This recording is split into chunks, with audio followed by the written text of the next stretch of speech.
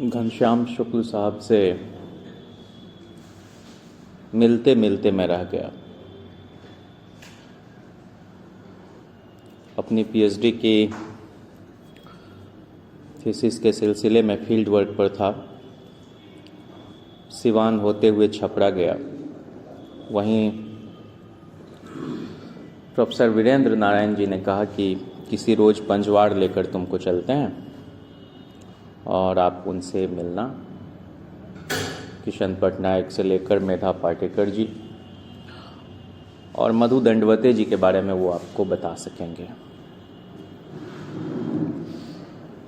और मैं समझता हूँ कि बिहार में एक सचीदा बाबू जो मणिका मुजफ्फरपुर में रहते हैं, जिनसे आदरणीय शिवानंद जी ने मिलवाया था, उनको कह के, और 2018 में एक गांधी आश्रम हाजीपुर में सीताराम सिंह जी से मिलने का मौका मिला। मैं इन तीन शख्सियत को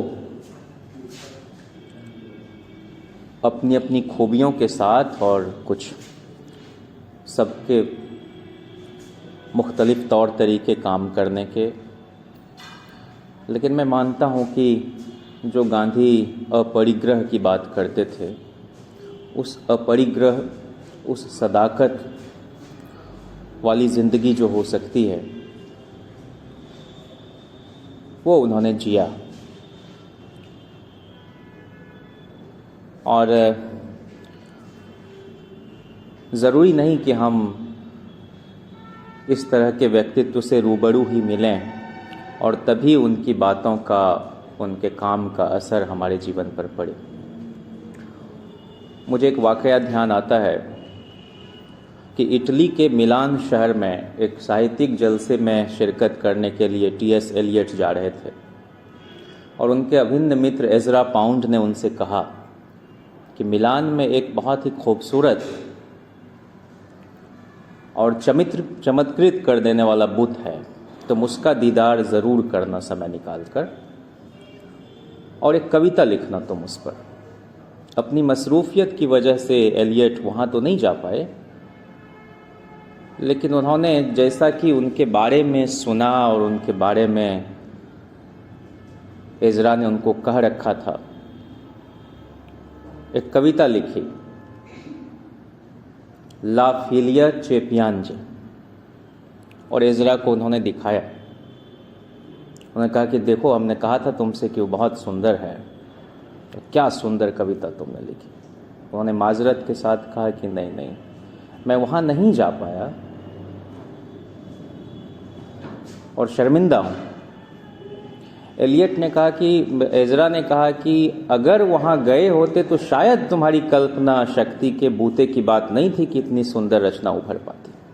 मैं समझता हूँ कि घनश्याम शुक्ल जी से भले हम में से अधिकांश लोग न मिल पाए हों, लेकिन आज उनके बारे में और जो सेल्फ इफेसमेंट वाली पर्सनैलिटी थी, उन सब चीज़ों के बारे में सुन रहे हैं तो अकीदत से भर जाता है हमारा मन। और जिस नैतिक दबाव की बात कर रहे थे शिवानंद जी भी और संजय जी भी, कि उनके सामने कोई दाएं बाएं करके ये कोई खाना पूर्ति की बात कह के नहीं निकल सकता था, क्योंकि उनका जीवन ही इतना, खुद को एक इंटरव्यू जो आपने देखा सर, उसमें कोई कह रहा है कि वो पेंशन, वो जो पत्रकार हैं, कि आपने अपना पेंशन, बोले ना उसको माइनस करके आप हमसे बात कीजिए, मतलब जो हम कुछ कर रहे हैं उसकी इतनी चर्चा नहीं हो। इस तरह के लोग शायद अब नहीं रह गए हैं, और जो हैं उन तक हम शायद नहीं पहुंच पा रहे हैं, जो श्रीकांत जी कह रहे हैं कि क्यों नहीं उस रूप में नौजवान पीढ़ी को उनके बारे में पता है।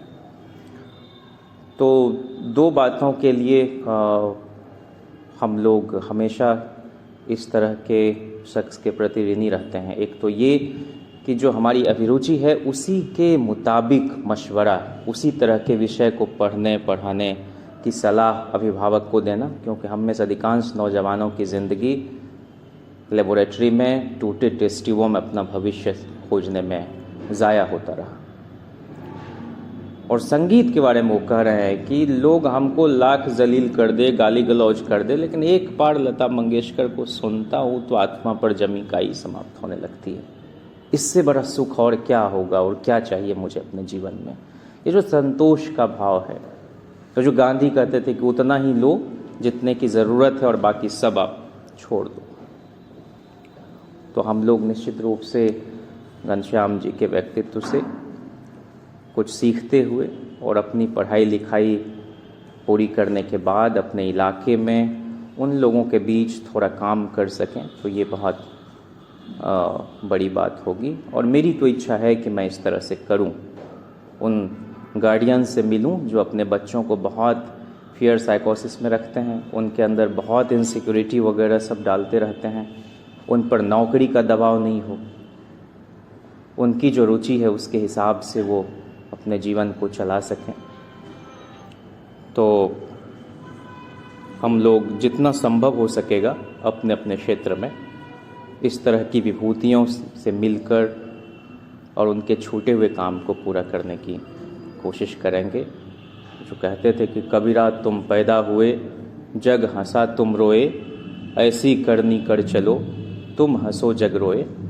तो यही घनश्याम बाबू का जीवन रहा और उनके चेहरे की झुर्रियों से जो नूर टपक रहा है वो सिर्फ इसलिए है कि उम्र बढ़ने के बावजूद उनके अंदर जो निष्कपटता रही, जो निश्चलता रही, जो निर्दोष व्यक्तित्व रहा।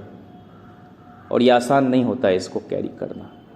मौत उसकी है, करे जिसका ज़माना अफसोस, यूँ तो आए हैं दुनिया में सभी मरने के लिए। इन्हीं बातों के साथ मैं उनको अपनी भावांजलि अर्पित करता हूँ और उनके पदचिन्हों पर थोड़ा बहुत भी चल सकूं तो यह जीवन सफल होगा।